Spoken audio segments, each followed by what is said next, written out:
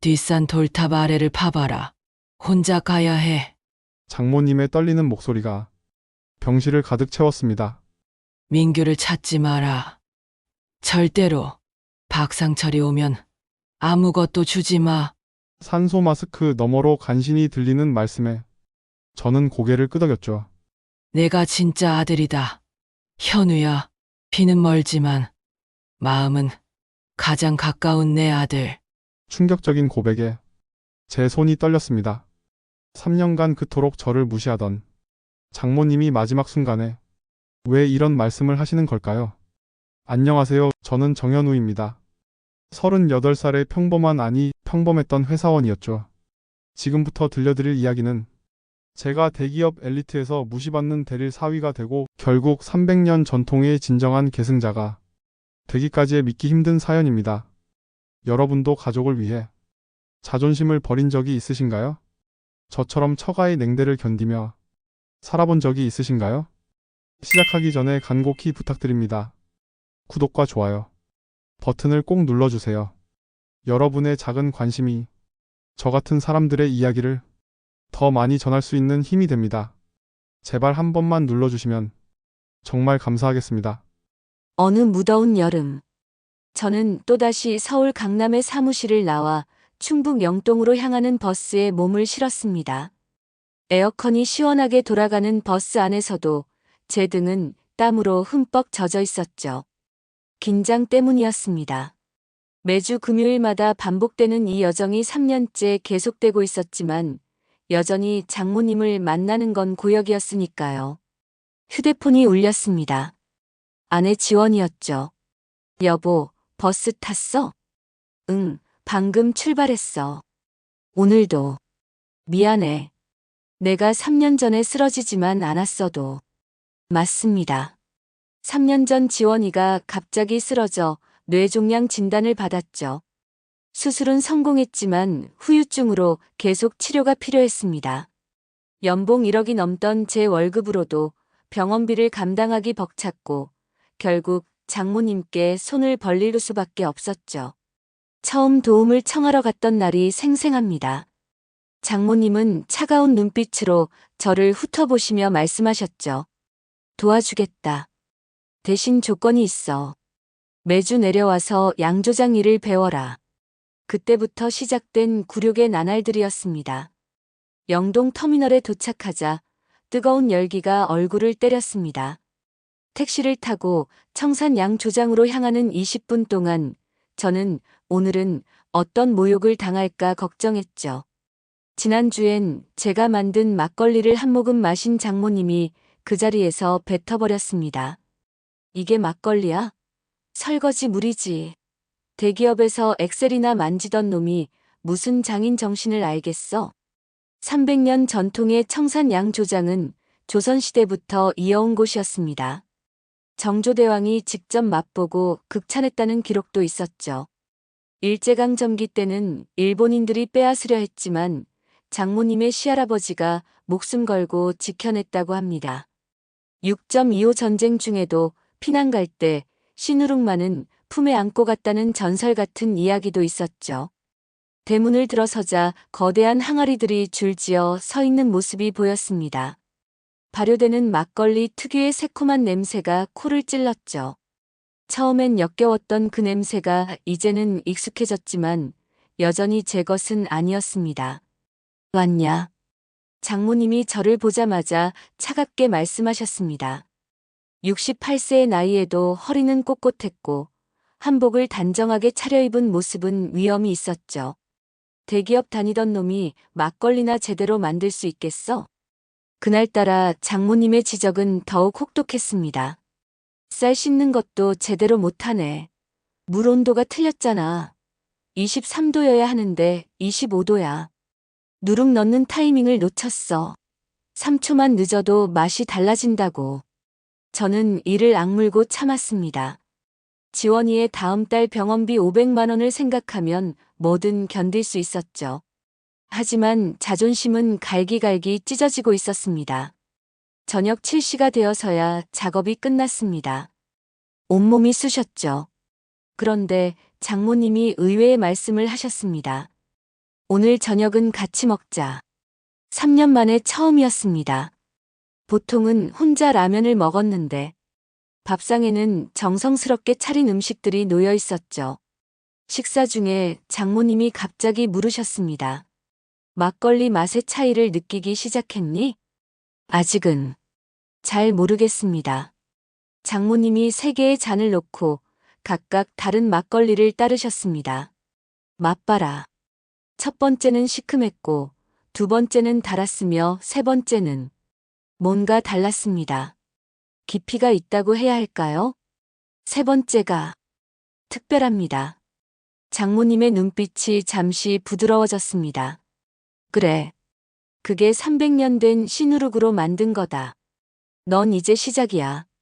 밤 10시쯤 저는 숙소로 쓰는 양조장 옆 작은 방으로 돌아왔습니다.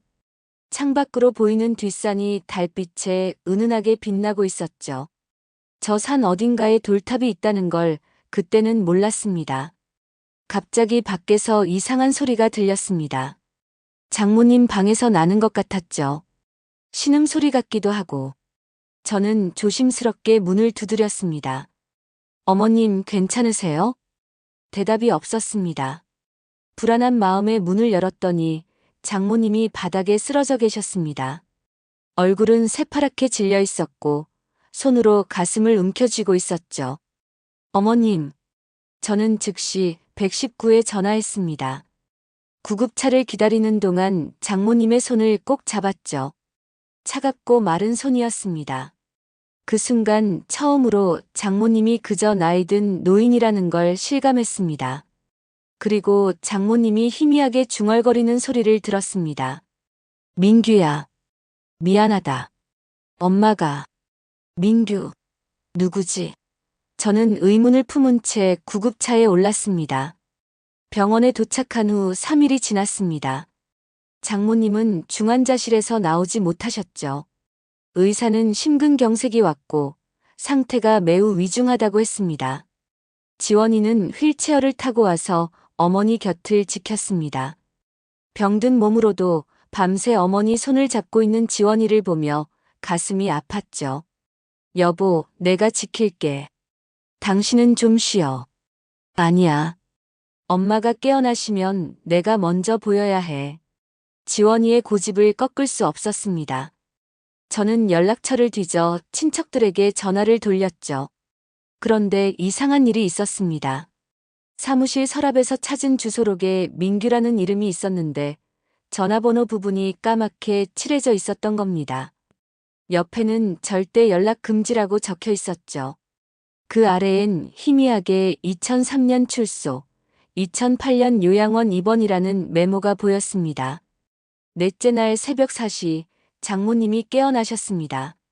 의식이 또렷하지는 않았지만 저를 알아보시고는 손짓으로 가까이 오라고 하셨죠. 현우야, 뒷산 돌탑 아래를 파봐라. 혼자 가야 해. 저는 당황했습니다. 무슨 말씀인지 물으려 했지만 장모님은 계속하셨죠. 민규를 찾지 마라. 절대로. 박상철이 오면 아무것도 주지 마. 그리고 충격적인 말씀을 하셨습니다. 내가 진짜 아들이다, 현우야. 피는 멀지만 마음은 가장 가까운 내 아들. 그러곤 다시 의식을 잃으셨습니다. 다음 날 오후 2시 장모님은 결국 숨을 거두셨죠. 장례식장은 영동의 작은 병원 지하에 마련됐습니다. 전국 각지에서 막걸리 업계 사람들이 조문을 왔죠. 그중엔 제 전 직장 상사도 있었습니다.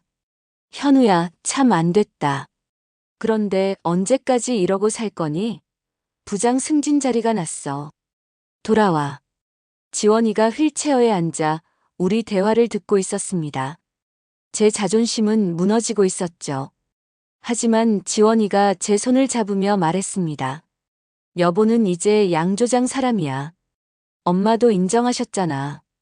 그 따뜻한 손길에 힘을 얻었습니다. 둘째 날 저녁, 뚱뚱한 중년 남자가 장례식장에 나타났습니다. 비싼 양복을 입고 금목걸이를 한 모습이 영락없는 졸부 같았죠. 박상철이었습니다. 어이구, 고모가 이렇게 갑자기 가시다니. 박상철은 능글맞게 웃으며 제게 다가왔습니다.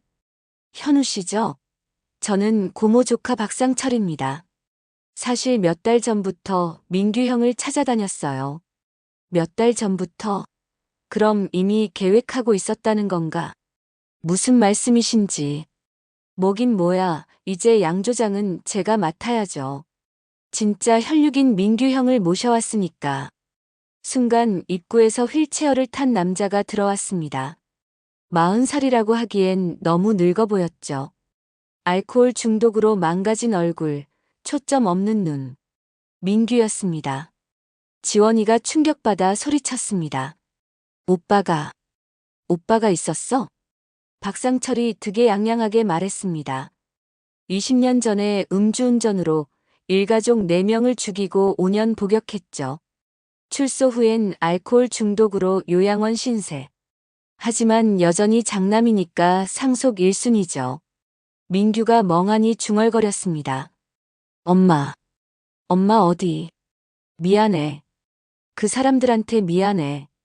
그때 대기업 주류회사 한음료의 전무가 찾아왔습니다. 고인의 명복을 빕니다. 저희가 청산 양조장 인수를 제안하려고 합니다. 10억에 어떠신가요? 박상철이 재빨리 끼어들었습니다. 아, 전무님. 제가 미리 말씀드렸듯이 민규 형이 상속자니까 저와 상의하시면 됩니다. 둘이 짜고 있었구나. 저는 직감했습니다. 박상철이 한음료 전무와 눈짓을 주고받는 걸 봤으니까요. 장례식 마지막 날 밤, 저는 양조장으로 돌아왔습니다. 사무실에 들어가 서랍을 뒤지다가 낡은 일기장을 발견했죠. 장모님의 일기였습니다. 민규가 20살에 최연소 막걸리 명인이 됐다. 내 아들이 자랑스럽다. 하지만 교만해지는 게 걱정이다. 민규가 음주운전으로 4명을 죽였다. 하늘이 무너진다. 내가 술을 만들어서 이런 일이. 박상철이 찾아와 이상한 말을 했다. 민규 형이 술 마시던 날 자기가 일부러 더 먹였다고. 왜 그랬냐고 물으니 비웃으며 갔다. 이 아이 아버지가 30년 전 양조장에서 쫓겨난 것과 관련이 있는 것 같다. 충격적인 내용이었습니다. 박상철이 의도적으로 민규를 파멸시켰다는 거였죠. 장례를 마친 다음 날 새벽 4시, 저는 아무도 모르게 뒷산으로 올라갔습니다. 여름 새벽의 서늘한 공기가 폐 속으로 들어왔죠. 손전등 하나만 들고 산길을 오르는데 이상하게도 길이 익숙했습니다. 마치 전에 와본 것처럼. 30분쯤 올라가니 작은 돌탑이 보였습니다. 평범해 보이는 돌탑이었지만 주변의 흙이 유독 단단해 보였죠. 저는 가져온 삽으로 돌탑 아래를 파기 시작했습니다. 1시간쯤 팠을까요? 삽 끝에 뭔가 딱딱한 게 닿았습니다. 철제 상자였죠. 떨리는 손으로 상자를 꺼냈습니다. 상자를 열자 여러 가지가 들어있었습니다. 통장 3개, 서류 봉투, 그리고 편지 1통. 손전등을 비춰 편지부터 읽었습니다. 현우에게. 내가 이 편지를 읽고 있다면 내 부탁을 들어준 거겠지. 고맙다. 먼저 말해야 할 게 있다. 넌 우리 집안 팔촌이다. 내 증조할아버지와 내 시할아버지가 사촌 형제였어. 처음 지원이가 너를 데려왔을 때 족보를 확인하고 깜짝 놀랐다. 먼 친척이지만 피가 이어진 거였어. 하지만 그래서 더 미웠다. 대기업이나 다니는 놈이 무슨 전통을 알겠나 싶었지. 그래서 더 혹독하게 대했다. 너를 진짜 후계자로 만들기 위해서 3년 동안 너를 지켜봤다. 병든 아내를 위해 자존심을 버리고 매주 5시간을 달려와 욕을 먹으면서도 참는 너를 어느 순간 깨달았다. 피보다 중요한 건 마음이라는 걸. 민규는 내 아들이다. 하지만 20년 전 그 아이는 큰 죄를 지었다. 술에 취해 4명을 죽였어. 5년 복역 후 출소했지만 죄책감에 알코올 중독이 되었지. 15년 전 정신이 맑을 때 법적으로 상속을 포기했다. 박상철을 조심해라. 그의 아버지가 40년 전 양조장 돈을 횡령하다 쫓겨났다. 박상철은 복수를 꿈꾸고 있어. 민규를 파멸시킨 것도 그였다. 통장에는 20억이 들어있다. 청산 양조장 운영자금 15억, 너와 지원이를 위한 5억. 그리고 진짜 비법서는 우물 안에 있다. 300년 전 궁중에 진상하던 어주 제조법이다. 현우야, 너는 이제 내 진짜 아들이다. 청산 양조장의 301대 당주는 너다. 사랑한다. 저는 그 자리에 주저앉아 한참을 울었습니다. 양조장으로 돌아와 우물을 확인했습니다. 정말로 방수 처리된 통 안에 오래된 책이 있었죠. 표지에는 어주비법이라고 적혀 있었습니다. 책을 펼쳐보니 놀라운 내용이 가득했습니다.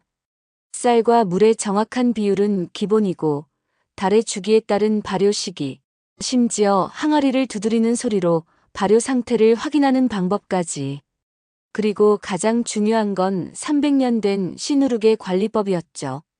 시누룩은 살아있는 생명이다. 매일 아침 인사하고 온도와 습도를 확인하라. 이 누룩 속엔 300년간 이어온 조상들의 숨결이 담겨 있다. 오후가 되자 박상철이 나타났습니다. 그리고 뒤에는 민규가 있었죠. 형, 여기가 집이야. 기억나? 민규가 갑자기 제게 다가왔습니다. 그리고 떨리는 손으로 제 손을 잡았죠. 당신이 현우? 네, 맞습니다. 민규의 눈에서 눈물이 흘렀습니다. 엄마가 꿈에 나와서 말했어. 현우가 진짜 아들이라고. 나는 이미 죽은 아들이라고. 미안해요. 내가 20년 전에 죽인 사람들. 매일 꿈에 나와요. 박상철이 민규를 끌어당겼습니다. 형, 정신 차려. 이 사람들한테 속으면 안 돼. 그때 한영순 할머니가 들어오셨습니다. 지원이의 할머니이자 장모님의 시어머니였죠. 불쌍한 것. 민규야, 20년이 지났는데도 여전히 그 모습이구나. 할머니는 가방에서 낡은 비디오 테이프를 꺼내셨습니다. 15년 전 민규가 정신이 멀쩡할 때 찍은 거야. 다들 보려무나. 비디오를 재생하자 15년 전 민규의 모습이 나타났습니다. 2008년 출소한 지 5년 후였죠. 법원 복도에서 찍은 영상이었습니다. 저는 송민규입니다. 2003년 음주운전으로 4명을 죽인 살인자입니다. 5년간 복역했지만 그것으로 제 죄가 사라지지 않습니다. 저는 제 정신이 온전할 때 이 영상을 남깁니다. 화면 속 민규는 계속했습니다. 저는 20살에 최연소 막걸리 명인이 되었습니다. 재능이 있다고 들떴고 교만했습니다. 술을 만드는 사람이 술에 취해 살았죠. 그리고 그 술이 4명의 목숨을 앗아갔습니다. 민규가 울기 시작했습니다. 청산 양조장의 모든 상속권을 포기합니다. 제 동생 지원이가 모든 걸 물려받길 바랍니다. 그리고 어머니가 새로운 후계자를 찾으신다면 그 사람이야말로 진짜 가족입니다. 그리고 충격적인 고백이 이어졌습니다. 제가 사고를 낸 날 박상철이가 저를 찾아왔습니다. 제가 명인이 된 걸 축하한다며 술을 먹였죠. 평소보다 훨씬 많이. 일부러 취하게 만들었습니다. 그리고는 차 키를 제 손에 쥐어줬어요. 박상철의 얼굴이 창백해졌습니다. 거짓말이야. 형이 미쳤어. 하지만 영상은 계속됐습니다. 증거는 없지만 제 양심 선언입니다. 박상철이를 절대 믿지 마세요. 그의 아버지가 40년 전 양조장에서 쫓겨난 후 복수를 준비해왔다고 들었습니다. 영상이 끝났습니다. 한영순 할머니가 또 다른 서류를 꺼내셨죠. 이건 민규가 법원에 제출한 상속포 기각서야. 공증까지 받은 거지. 박상철이 버럭 소리쳤습니다. 그래도 혈육은 혈육이야. 정신 나간 형이라도 데릴 사위보다는 낫지. 그때 민규가 갑자기 정신이 든 듯 말했습니다. 상철아. 그만해. 내 아버지가 40년 전에 한 짓 나도 다 알아. 할아버지 도장 훔쳐서 대출받고 도망간 거. 내가 그 복수를 하려고 날 이용한 거잖아. 순간 민규의 눈빛이 또렷해졌습니다. 일시적으로 제정신이 돌아온 거였죠.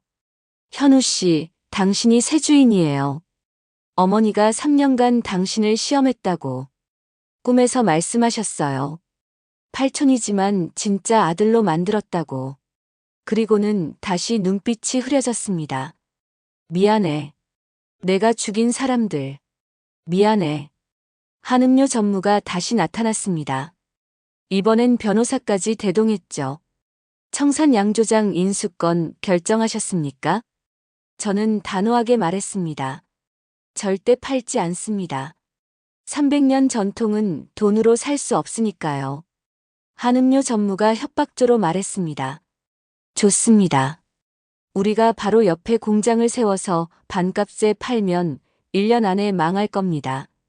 박상철이 거들었습니다. 맞아요. 현실을 봐요. 전통이 밥 먹여줍니까? 그때 한영순 할머니가 지팡이로 바닥을 쿵 찍었습니다. 다들 나가. 300년을 이어온 양조장을 감히. 할머니는 또 다른 이야기를 들려주셨습니다. 일제강점기 때 일본인들이 이 양조장을 빼앗으려 했어. 그때 옥난이 시할아버지가 뭐라고 했는지 알아? 내 목은 줄 수 있어도 조선의 술은 못 준다고. 그리고 진짜로 고문을 받으셨지. 모두가 숙연해졌습니다. 한음료 전무와 박상철은 결국 물러났죠. 그날 밤 지원이와 단둘이 이야기를 나눴습니다. 지원이는 휠체어에서 일어나 제 곁에 앉았죠. 많이 좋아진 모습이었습니다. 여보, 엄마한테 오빠가 있었다니. 그것도 그런 과거가. 당신 어머니는 20년간 혼자 그 짐을 지고 사신 거야. 지원이가 울었습니다. 그래서 더 엄격했구나. 다시는 그런 일이 없도록. 8월 중순, 무더위가 절정일 때였습니다. 지역신문에 충격적인 기사가 실렸죠. 청산 양조장 대릴 사위, 치매 걸린 장남 숨기고 재산 독차지. 팔촌 친척임을 숨기고 결혼, 처음부터 재산 노렸나? 박상철이 언론에 제보한 거였습니다.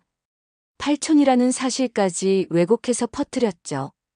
동네 사람들의 시선이 바뀌기 시작했습니다. 시장에 가면 수군거리는 소리가 들렸죠.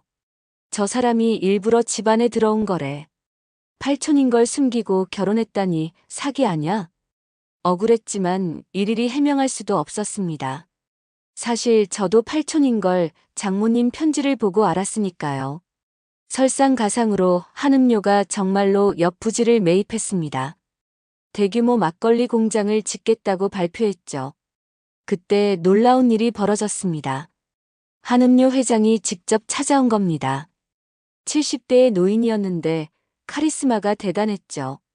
정현우 씨, 현명한 선택을 하시죠. 20억에 사겠습니다. 그리고 당신 아내 병원비 평생 되겠습니다. 미국 최고 병원도 소개해드리죠. 솔깃한 제안이었습니다. 지원이를 생각하면. 게다가 당신은 우리 회사 이사로 모시겠습니다. 연봉 3억. 나쁘지 않죠? 그때 지원이가 휠체어를 타고 들어왔습니다. 안 팔아요. 지원 씨. 여보는 이미 우리 가족이에요. 300년 전통의 후계자고요. 돈으로 살 수 없는 가치가 있다는 걸 엄마가 가르쳐 주셨잖아요. 한음료 회장이 비웃었습니다. 낭만으로 병이 났습니까? 현실을 보세요. 하지만 지원이는 단호했습니다. 전 이미 많이 좋아졌어요. 엄마가 남긴 돈으로 충분해요. 회장이 떠난 후 저희는 세무조사를 받았습니다. 박상철이 신고한 거였죠. 20억의 출처를 캐묻는 조사관들. 다행히 장모님이 30년간 꼼꼼히 기록한 장부가 있었습니다. 그런데 더 큰 문제가 생겼습니다. 거래처들이 하나둘 끊기기 시작한 거죠. 미안해요. 한음료에서 압력이 들어와서. 우리도 먹고 살아야죠. 팔로가 막히자 양조장은 위기에 빠졌습니다. 제조는 하는데 팔 곳이 없었죠. 그때 뜻밖의 사람이 찾아왔습니다. 50대 여성 기자였죠. 저는 김수진 기자입니다. 박상철 씨를 취재하다가 이상한 점을 발견했어요. 김 기자는 충격적인 서류를 보여줬습니다.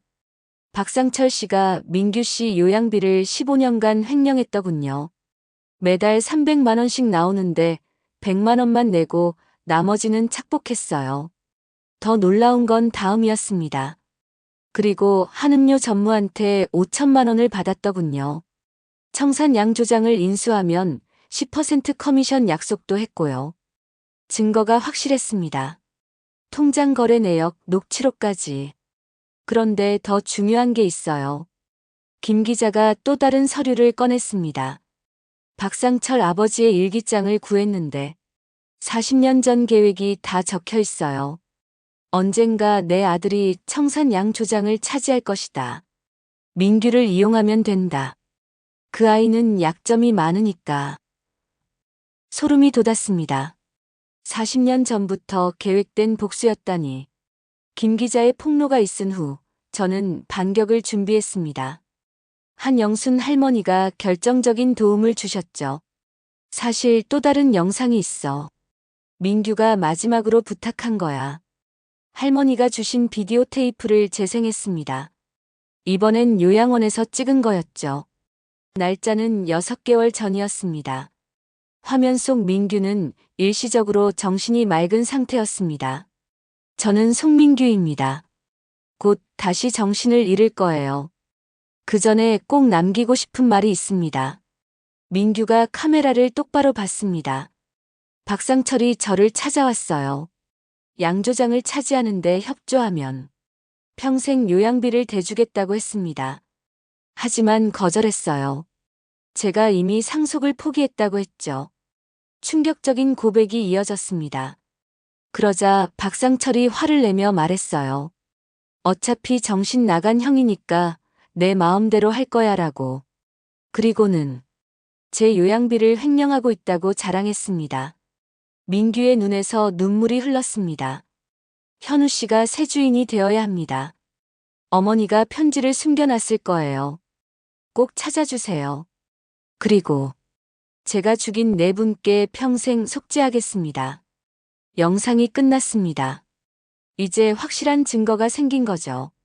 그런데 더 놀라운 일이 벌어졌습니다. 양조장 직원이었던 김 씨 아저씨가 찾아왔어요. 사장님, 사실 전 30년간 여기서 일했습니다. 40년 전 일도 기억해요. 박상철 아버지가 어떻게 쫓겨났는지. 김 씨 아저씨는 낡은 사진을 보여줬습니다. 이게 증거예요. 박상철 아버지가 양조장 돈 5천만 원을 횡령하고 도장까지 위조했다가 발각된 거죠. 사진 속엔 경찰에 연행되는 박상철 아버지의 모습이 있었습니다. 그때 박상철이 10살이었어요. 언젠가 복수하겠다고 소리치던 게 아직도 기억나요.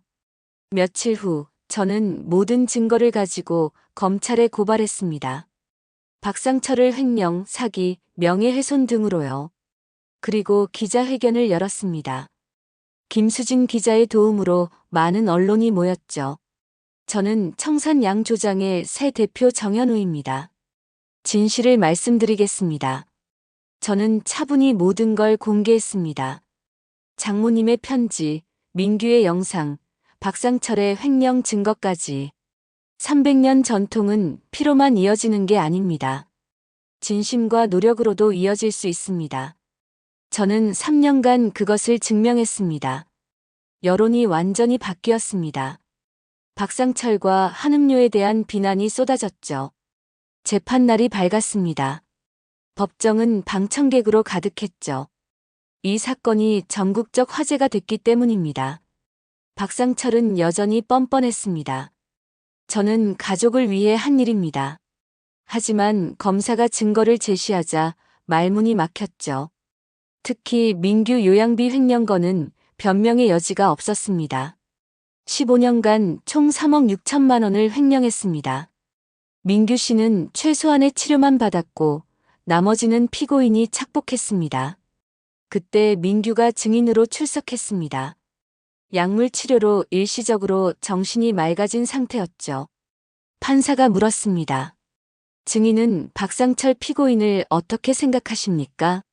민규가 떨리는 목소리로 답했습니다. 박상철은 악마입니다. 20년 전 저를 파멸시켰고 지금도 제 이름을 이용해 우리 가족을 파괴하려 했습니다. 그리고 갑자기 일어나 외쳤습니다. 판사님, 저는 이미 죽은 사람입니다. 제가 죽인 네 분의 목숨값은 영원히 갚을 수 없어요. 하지만 한 가지는 분명합니다. 민규가 저를 가리켰습니다. 정현우 씨야말로 진짜 후계자입니다. 피는 8촌이지만 3년간 모든 걸 바쳤어요. 어머니가 꿈에 나와 말했습니다. 현우가 내 진짜 아들이라고. 법정이 술렁였습니다. 민규가 다시 주저앉으며 울부짖었죠. 미안해요. 내가 죽인 사람들. 미안해요. 한음료 전무도 증인으로 소환됐습니다. 뇌물 증거 앞에서 자백할 수밖에 없었죠. 박상철 씨가 먼저 제안했습니다. 양 조장을 인수하면 수수료를 주겠다고. 3시간의 재판 끝에 판결이 나왔습니다. 피고 박상철에게 징역 3년, 집행유예 5년을 선고한다. 횡령금 3억 6천만 원을 배상하고 명예훼손 위자료 5천만 원을 지급하라. 박상철이 무너졌습니다. 한음료도 공정거래법 위반으로 과징금 10억을 부과받았죠. 재판이 끝난 후 민규가 제게 다가왔습니다. 현우 씨, 이제 형이라고 불러도 될까요? 그럼요, 형님. 민규가 울었습니다. 고마워. 정말 고마워. 어머니 대신 양 조장을 지켜줘서. 이듬해 봄 장모님이 돌아가신 지 1년이 되는 날이었습니다. 저는 드디어 완벽한 어주를 재현해냈죠. 300년 된 신우릅과 비법서를 따라 100일간 숙성시킨 막걸리였습니다. 첫 시음회에 한영순 할머니가 오셨습니다. 한 모금 마시고는 눈물을 흘리셨죠. 이거야. 정조대왕이 극찬했다는 그 맛이야. 순식간에 입소문이 퍼졌습니다. 전국에서 주문이 밀려들었죠. 한 병에 5만 원이나 했지만 예약되기만 6개월이었습니다. 무엇보다 기쁜 소식은 정부에서 대한민국 식품명인으로 선정됐다는 거였습니다. 38세 최연소 기록이었죠. 시상식에서 저는 이렇게 말했습니다. 이 상은 제 것이 아닙니다. 3년간 저를 단련시킨 장모님 송옥란 여사, 병든 몸으로도 저를 믿어준 아내 지원, 진실을 지켜준 한영순 할머니, 그리고 아픈 과거를 고백한 민규 형님, 모두의 것입니다. 청산 양조장은 이제 관광 명소가 됐습니다. 300년 전통 체험관을 만들어 전통 제조법을 가르쳤죠. 가장 인기 있는 프로그램은 달빛 발효였습니다. 보름달이 뜰 때만 하는 특별한 발효법이었죠. 장모님이 비법서에 남긴 방법이었습니다. 민규도 많이 좋아졌습니다. 완치는 아니지만 일주일에 한 번은 맑은 정신으로 양조장에 왔죠. 현우야, 오늘 내가 도울 일 없어? 그럴 때면 저는 민규에게 간단한 일을 맡겼습니다. 쌀 씻기, 항아리 닦기 같은 일이었죠. 민규는 그 일을 하며 속죄한다고 했습니다. 어느 날 박상철이 찾아왔습니다. 많이 초췌해진 모습이었죠. 현우 씨, 용서는 바라지 않아요. 하지만 사과는 하고 싶었어요. 저는 막걸리 한 잔을 건넸습니다. 과거는 과거예요. 이제 새 출발하세요. 박상철이 울면서 막걸리를 마셨습니다. 이 맛, 어릴 때 고모가 주던 그 맛이네요.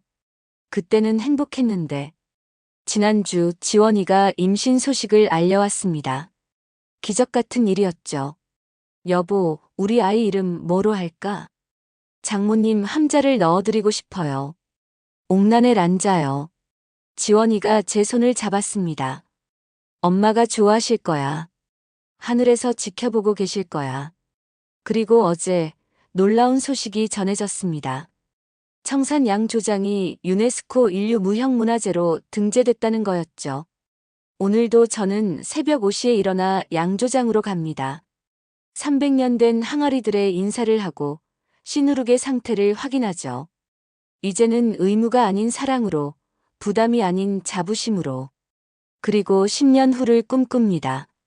제 아이가 10살이 되어 이렇게 묻는 날을. 아빠, 저도 할머니처럼 훌륭한 명인이 될 수 있을까요? 그럼 저는 이렇게 답하겠죠. 그럼 피가 아니라 마음으로 이어받는 거란다. 할머니가 아빠한테 가르쳐 주신 것처럼. 장모님 묘소에는 매주 갑니다. 그때마다 이렇게 인사드리죠. 어머니, 이제 진짜 아들 맞죠? 팔촌이지만 마음은 친아들입니다. 바람이 불 때면 장모님이 대답하시는 것 같습니다. 그래, 내 아들아. 자랑스러운 내 아들. 여러분은 어떻게 생각하시나요? 피로 이어진 가족만이 진짜 가족일까요?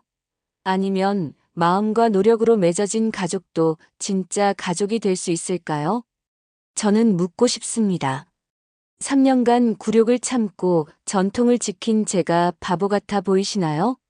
아니면 300년 전통의 진정한 후계자가 되었다고 생각하시나요? 여러분, 긴 이야기 들어주셔서 감사합니다. 마지막으로 다시 한번 간절히 부탁드립니다. 구독과 좋아요 꼭 부탁드려요. 여러분의 응원이 저 같은 사람들에게 큰 힘이 됩니다. 정말 간곡히 애절하게 부탁드립니다. 한 번만 눌러주세요. 감사합니다.